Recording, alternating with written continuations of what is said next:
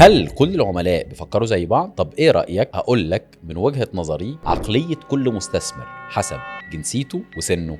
عزيزي الوسيط، تفتكر عميل عمره 26 سنة مقيم في دبي وعايش لوحده ومش مرتبط ولا متجوز بيفكر نفس تفكير رجل أعمال خليجي عمره 52 سنة عنده 3 أولاد وداخل ب5 مليون درهم؟ أكيد لا. ومع كده في وسطاء بيكلموا كل عميل بنفس الطريقة وبيعوا له نفس المشروع بنفس السكريبت، والنتيجة صفقة ضايعة أو ثقة مش هترجع. انت كوسيط لازم تعرف العقل اللي قدامك ده بيفكر في ايه وليه وازاي. تعال نقسم ده ببساطة كده بطريقتين. اولا حسب الجنسية، مصري، لبناني، سوري، اردني، ده بيدور على استقرار، بيفكر في ايجار شهري، عايز حاجة ملموسة، وميزانيته في الغالب بتبقى متوسطة وبيحب يشتري على الخريطة وبأقساط. الكويتي، البحريني، القطري، ده بيدور على الرفاهية وممكن يدفع كاش ويهمه البراند أو القيمة الرمزية، ودايما بيفضل الحاجة الجاهزة والفاخر أو البراندد ريزيدنس. الأوروبي، الروسي، البريطاني،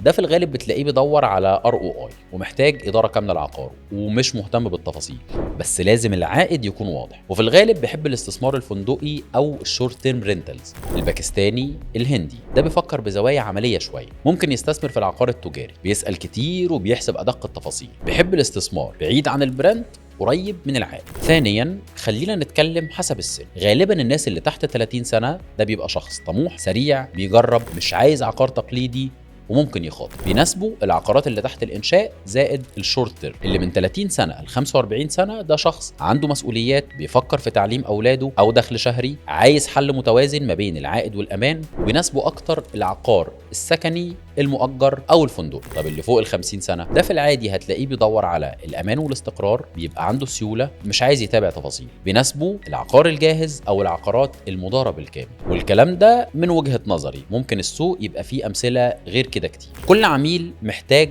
انت تكلمه بلغته مش بلغتك انت. مش المقصود لغه الكلام، المقصود لغه النيد او الاحتياج، لغه الطموح، لغه الخوف، لغه الهدف. وكل ده مش هتعرفه الا لو سالت 3 اسئله. هو هدف حضرتك ايه من الشراء؟ بتفكر تحتفظ بالعقار لمده قد ايه؟ بتحب تدير عقارك بنفسك ولا تحب اداره كامله؟ من خلال الاسئله دي انت هتقدر تعرف الاجابات اللي كفيله تقول لك تبيع له ايه وازاي وامتى. اكتر 1000 مره من 100 بروشور و100 فيديو. في الحلقه اللي جايه هنكشف عن الحاجات اللي بتخسر المستثمرين ملايين، اخطاء بيقعوا فيها بسبب قله خبره او وعود مش حقيقيه، وانت كوسيط لازم تكون اول واحد ينبههم. تابع السلسله، لان الوسيط الشاطر مش بس بيفهم العميل، ده بيبقى درع حمايه ليه.